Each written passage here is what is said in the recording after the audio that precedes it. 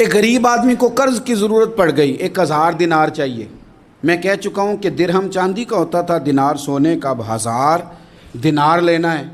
تو جس بندے سے اس نے کہا، اگرچہ وہ نیک بندہ تھا، اس نے کہا یار 1000 دینار دے دو، تو کہنے لگا کوئی گواہ ہے تیرے پاس؟ وہ کہنے لگا غریبوں کا گواہ کون ہوتا ہے؟